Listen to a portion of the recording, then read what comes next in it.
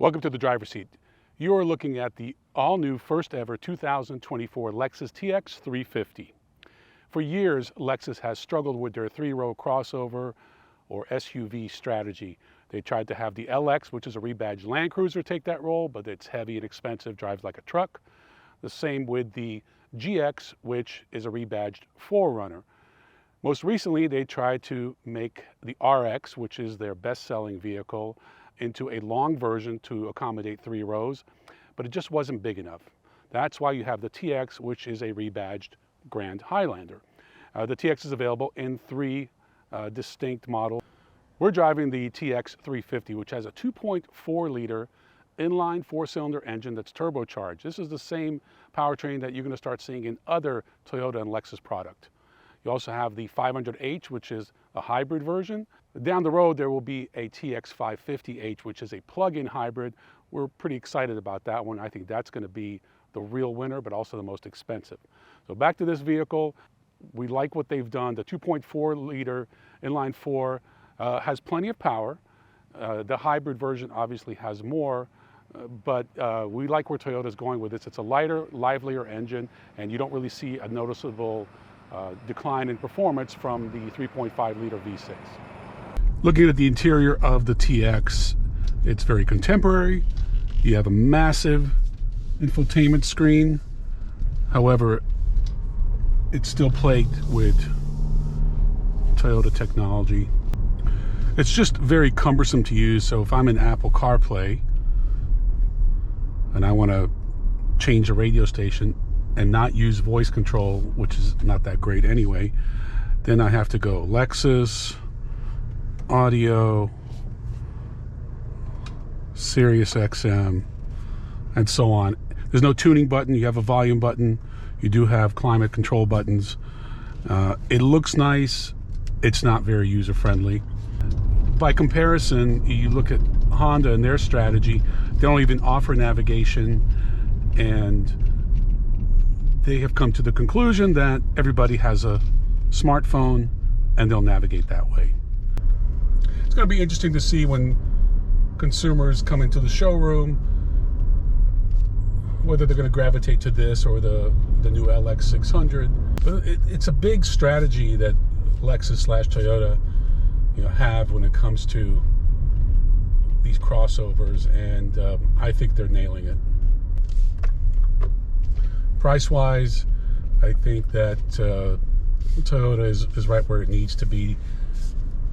I think for around $63,000, you can get a nicely equipped TX that's fully internal combustion like this one. But when it comes to the hybrids, you're going to move up, and the plug-in hybrid. Plug-in hybrid should be interesting because that, to me, is really the future. I love the way this vehicle drives. I love the way it looks. I feel like they took the LX 600 and made it into a crossover as far as styling and dimensions. It's very roomy, lots of leg room, hip room, headroom, you name it. This is a proper full-size three-row crossover. I don't think they're going to cannibalize a lot of RX sales. The true RX buyer, and this goes back 25 years now, is really the empty nester couple. But if the empty nester couple has a lot of grandkids, or let's just say there's a young family that wants to get into the Lexus brand but not drive a truck, this is nailing it. This is exactly what you need. But let's get to the powertrain.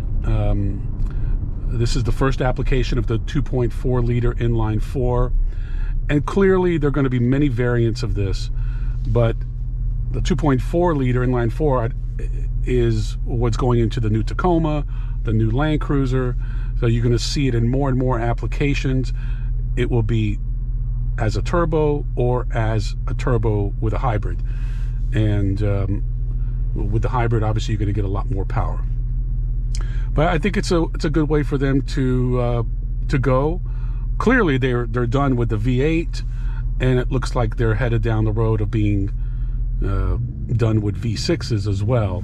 There's still plenty of vehicles that have V6s, and obviously on the Toyota side, I think vehicles like the Sequoia and Tundra. On the Lexus side, like the LX and probably the LS will remain with V6 powertrains, but with the rest of the vehicles, I see them going to multiple variants of 4-cylinder engines and eventually more electric, but Toyota has really pumped the brakes on that. I like where they've positioned the head-up display. I know you're not going to be able to see it right now, but it's lower than most. It could be adjusted, but it's in a good position. Seats are comfortable. So a couple of complaints I guess I would have is they don't have soft closed doors. Vehicles in this price range, competitors offer that. I think that's a nice feature. Also, they don't have massaging seats, which should be an option. So just a few things that I think Lexus could offer down the road. It's comfortable to drive. It handles well. You don't have a lot of body roll. Just a very well-packaged, proper 3-row crossover. Tons of competitors out there, but when it comes to these full-size crossovers, I don't know if you have a ton of competitors. A BMW X7 comes to mind, but this is going to be put up against the Acura MDX, even though it's bigger than the MDX.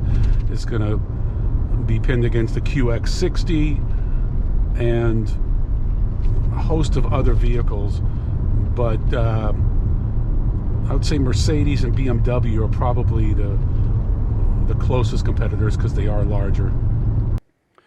Well, there you have it, the all-new Lexus TX350. We think Lexus has a home run on their hands. They finally have the right product for luxury buyers who are looking for a proper 3-row crossover. And this has so much more room than the RX 350L, which has now been discontinued. Pricing starts in the high 50s, as shown here, around $70,000. Hybrid and plug-in hybrid, those are going to creep up to the $80,000, $90,000 range. So not inexpensive, but on the other hand, when you look at the competitive set, it's right in line. I'm Ron Doran. Thanks for watching. See you next time on The Driver's Seat.